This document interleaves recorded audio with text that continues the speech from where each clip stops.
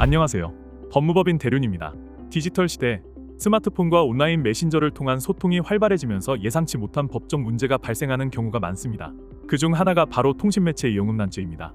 최근 이러한 혐의로 경찰 조사를 받는 사례가 증가하고 있는데요. 만약 통신매체 이용음란죄 혐의로 고소장을 받았다면 어떻게 대응해야 할까요?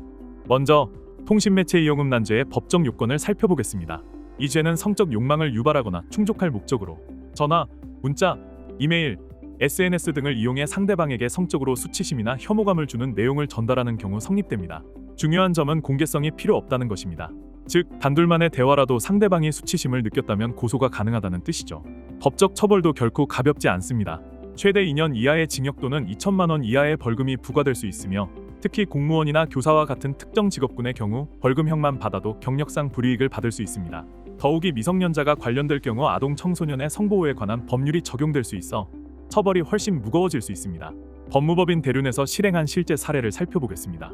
B씨는 회사 재무팀에서 근무하며 거래처 직원들과 자주 연락을 주고받았습니다. 문제는 거래처 여직원에게 자료를 전송하던 중 실수로 부적절한 이미지가 포함된 파일을 보낸 것이었습니다. 처음에는 별다른 문제가 없어 보였지만 같은 이미지가 여러 차례 반복적으로 전송되면서 상대방이 불쾌감을 느껴 고소를 진행하게 되었습니다.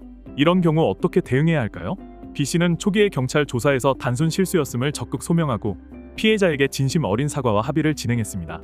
법무법인 대륜은 메시지 전송 과정, 의도성 유무, 디지털 포렌식 분석 등을 통해 실수를 입증하고 고의성이 없었음을 주장하는 전략을 펼쳤습니다.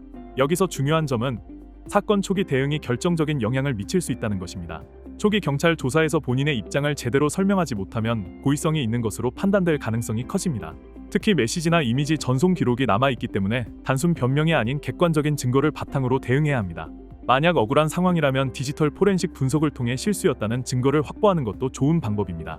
그 결과 결국 기소유예 처분을 받을 수 있었습니다. 즉, 검찰이 기소를 하지 않고 사건을 종결하는 것이죠. 이처럼 적극적인 대응과 법률 전문가의 조력이 있다면 불필요한 형사처벌을 피할 수 있습니다. 통신매체 이용음란죄 사건은 개인의 의도와 상관없이 수사기관의 판단에 따라 중대한 법적 처벌로 이어질 수 있습니다. 따라서 고소장을 받았다면 즉시 법률 전문가와 상담하고 수사기관이 납득할 수 있는 논리적 대응 전략을 수립하는 것이 중요합니다. 특히 통신매체 이용음란죄 혐의는 한번 전력이 남게 되면 재취업이나 사회생활에 상당한 영향을 미칠 수 있기 때문에 사건이 확대되기 전에 신속하게 대처하는 것이 중요합니다.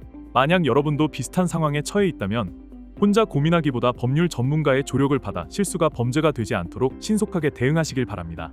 더 많은 정보는 영상 설명란의 대륜 홈페이지에서 확인 가능합니다. 감사합니다.